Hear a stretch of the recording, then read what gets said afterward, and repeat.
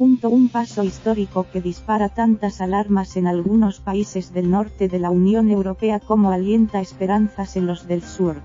La Comisión Europea ha aprobado este miércoles un plan de recuperación económica frente a la pandemia valorado en 750.000 millones de euros. De esta cantidad, 500.000 millones de euros corresponden a subsidios a fondo perdido y 250.000 millones, a préstamos. Según fuentes comunitarias, la propuesta que Ursula von der Leyen lleva al Parlamento Europeo asigna a España 77.000 millones de euros en ayudas a fondo perdido, el 15% del total, y otros 63.000 millones en créditos. En total, 140.000 millones de euros.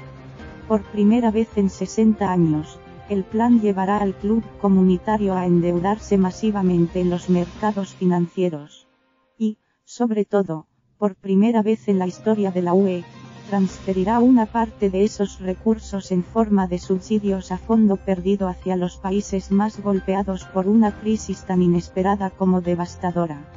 Fuentes comunitarias indican que 2/3 del plan, medio billón de euros, serán inyectados como subsidios, distribuidos con una cuota de reparto que favorecerá a los países más castigados.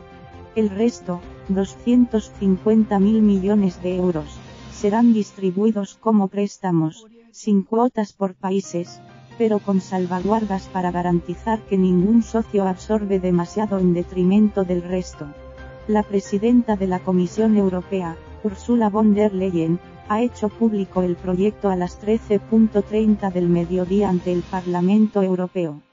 Pero el comisario europeo de Economía, Paolo Gentiloni, uno de los principales impulsores de la iniciativa, ya se había apresurado a revelar por Twitter el montante.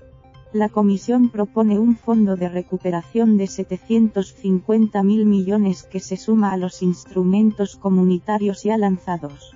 Un punto de inflexión europeo para afrontar una crisis sin precedentes. Next Generation EU, ha escrito el comisario italiano, en referencia al nombre con el que ha sido bautizado el fondo, Next Generation EU. La cifra se queda lejos de los 2 billones de euros que había reclamado el Parlamento Europeo en una dura resolución aprobada este mismo mes, pero se acerca al billón de euros manejado en los últimos días. Y los guiños incluidos hacia el Parlamento, como 1/3 en subsidios y la participación de la Eurocámara en su gestión y distribución, facilitará previsiblemente su tramitación legislativa. Pero la propuesta requiere, en primer lugar, el apoyo unánime de los Estados, entre los que se augura una agria batalla. El salto cualitativo en la solidaridad europea, como lo ha definido el vicepresidente de la Comisión Josep Borrell, asusta a algunos países del norte, que temen el comienzo de una unión de deudas o una unión de trasvases financieros. Para los socios del sur, el nuevo fondo de recuperación es una señal esperanzadora y una compensación justa para mantener un mercado interior que beneficia mayormente al norte y que sin un reequilibrio en las ayudas por el coronavirus podría saltar por los aires. Las ayudas de Estado autorizadas a raíz de la pandemia superan los 2 billones de euros, pero casi la mitad han sido concedidas por Alemania a sus empresas, mientras que las otorgadas en España no llegan al 4% del total europeo. El enorme desequilibrio amenaza la capacidad de supervivencia de las empresas situadas en los países más golpeados por la pandemia. Y tanto Bruselas como Berlín han acabado por reconocer el riesgo de fragmentación del mercado si las empresas de todos los países no pueden competir en igualdad de condiciones. El plan que von der Leyen lleva al Parlamento Europeo tiene 3 grandes pilares.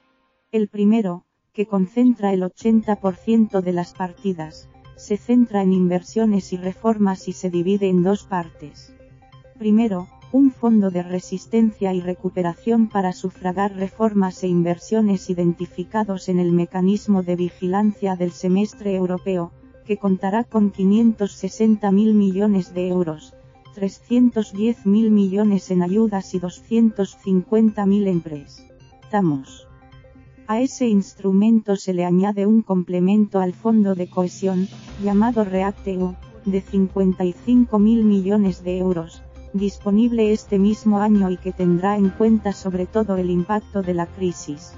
El segundo pilar se centra en el reinicio de la actividad económica a través del estímulo de la inversión privada. Esta pata del plan de von der Leyen consta de dos fondos, un instrumento de apoyo a la solvencia para respaldar a empresas en apuros por la pandemia que estará operativo en 2020 y al que se inyectarán 31.000 millones de euros para poder movilizar más de 300.000 millones, y un fondo de inversión estratégica, con 15.000 millones de euros que deben permitir llegar a 150.000 para incrementar la fortaleza y la autonomía estratégica de las cadenas de valor. Además, la Comisión actualizará el programa InvestEU para más que duplicar su capacidad. El tercer pilar, llamado EU4EALT, iría a fines sanitarios y de protección civil y tendría un presupuesto de 9.400 millones de euros. La Comisión deberá endeudarse para conseguir 750.000 millones de euros. Para hacerlo, propondrá elevar de forma temporal el umbral de recursos propios del presupuesto comunitario, que pasaría del 1,2% al 2% de la renta nacional bruta de la UE. El margen adicional, de más de 100.000 millones de euros, se utilizaría en forma de avales de los estados para la emisión de deuda conjunta.